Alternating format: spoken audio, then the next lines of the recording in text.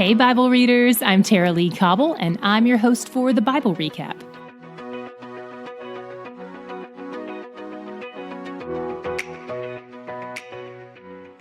About 7 weeks after leaving Egypt, the Israelites finally make it to the wilderness of Sinai, at the base of Mount Sinai.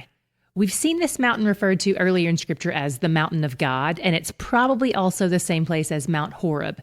It seems to be one of God's favorite places. Here, God calls to Moses from out of the mountain, and Moses passes his words along to the people. These people who, as far as we can tell, seem to complain more than they praise, promise to do everything God commands of them. We'll see. God says he's going to meet the people at Mount Sinai, so they need to consecrate themselves. This is the same thing he called them to do for the firstborns, and it basically means set them apart and prepare them to encounter God. It usually involves a bath and some clean clothes.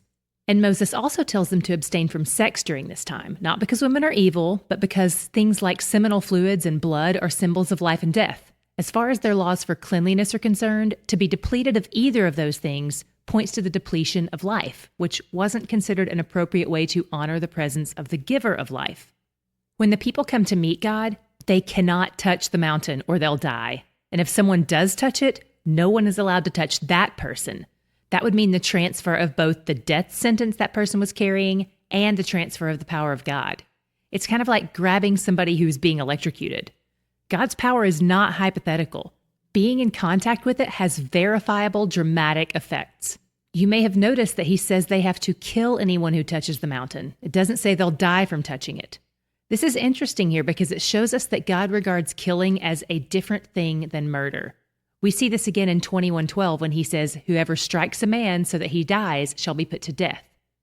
I'm not making any kind of political statements about the death penalty here. I'm just pointing out that Scripture makes a distinction between murdering someone and killing someone as a penalty, or even as an accident. The reason I'm pointing this out is because some people say God contradicts himself here by telling them to kill someone, then issuing the 10 Commandments only a few verses later. But the Hebrew phrase in the 10 Commandments is best translated as, "You shall not murder." Murder specifically is different than killing in general. The Hebrew word for murder is never used in the Old Testament when referring to war or capital punishment. So here they are at the mountain of God, and on the third day there's a big storm and a loud trumpet blast. God descended on the mountain in fire, and it was covered in smoke. Oh, there's also an earthquake. Then in the midst of the storm, a fire, smoke, an earthquake, and an ever-increasing, ear-piercing trumpet noise, God tells Moses, "Come closer. Climb the mountain that no one else is allowed to touch." And Moses does. God has a few things to tell him. Then we hit a section lots of you are familiar with, the 10 Commandments. So I'm only going to hover on a few points. In this section, it appears God is talking to Moses and the people are overhearing the whole thing. God opens by using his personal name with them. "I am Yahweh, your God." He reminds them who he is to them and how he demonstrated his commitment to them. He says, "I brought you out of slavery." He starts this section with who he is and who they are to him before telling them his laws. He enters with relationship. Then he gives these 10 words. That's what they're called in Hebrew. But just because they're called words and not commandments doesn't give them any less weight. They're still the words of God, which is why the translators often call them commandments instead. The first 5 words are vertical. They show us how to honor God. The second 5 words are horizontal. They show us how to honor others. The 5th word, which is about how to honor parents, acts as a kind of hinge which swings in both of these directions. The second word, the one about idols and graven images, it points out our natural inclination to worship things. Everyone worships something. Mostly we worship what we see regularly. The challenge for our idolatrous hearts is that Yahweh has no physical form. So in order to worship him, we have to set aside our human nature, which means setting aside the created things we can see with our eyes. You may wonder about theophanies here.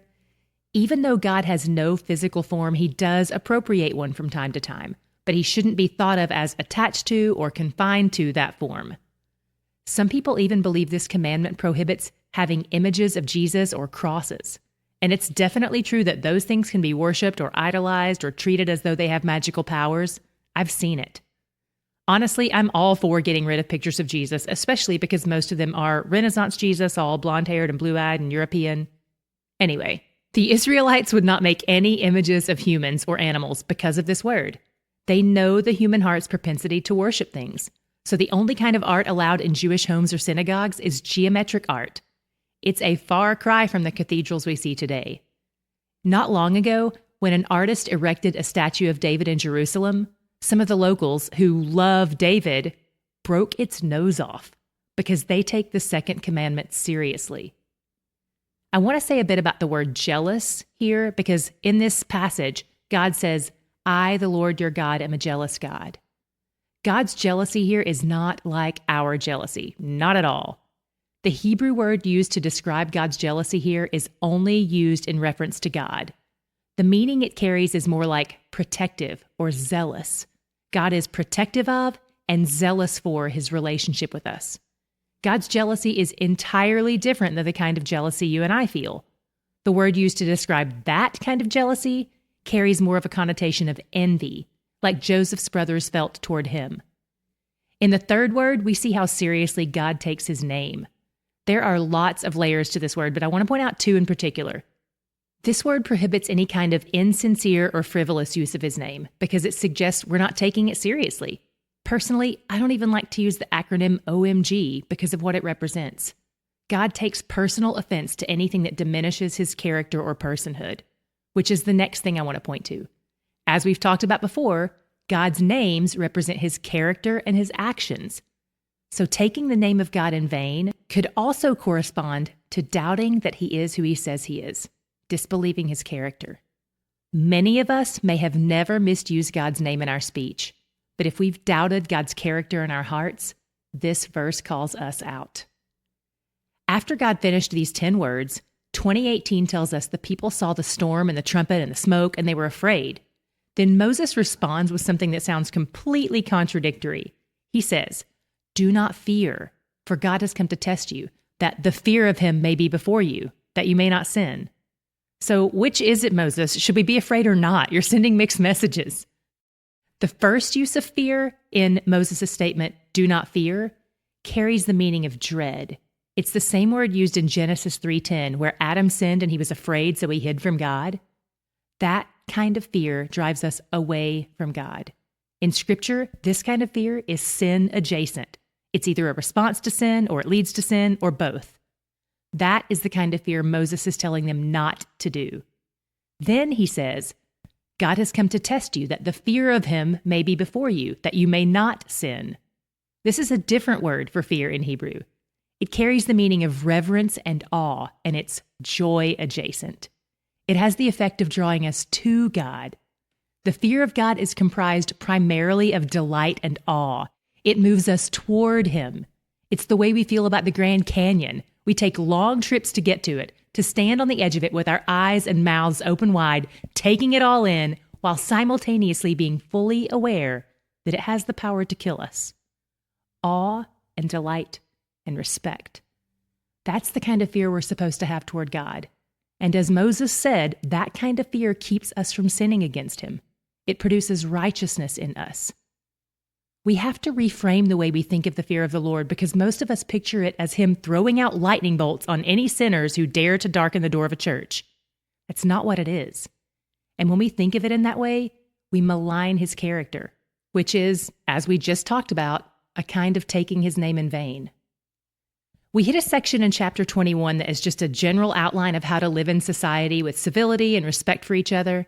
It's aiming to establish ideas of justice and morality that will promote a culture that thrives. In general, it seems to be less about how to treat people and more about how to handle those who mistreat people.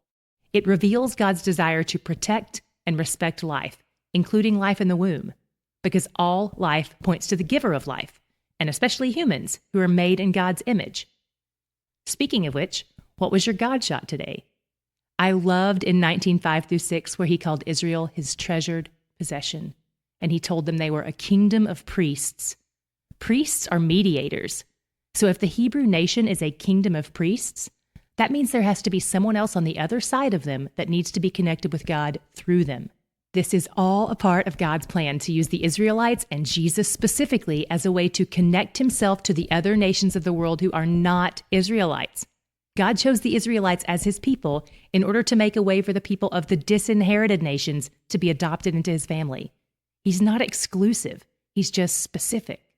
He's drawing people from all nations to him through Christ. And he's where the joy is.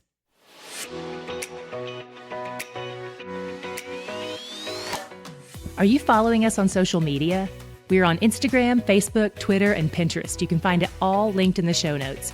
We post encouraging messages related to every day's content, and we'd love to stay connected with you in this way to help encourage you and give you an opportunity to encourage others who are reading and recapping along with you.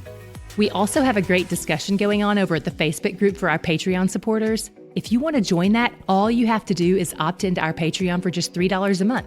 We love being a part of those conversations, and we would love for you to be a part of them too.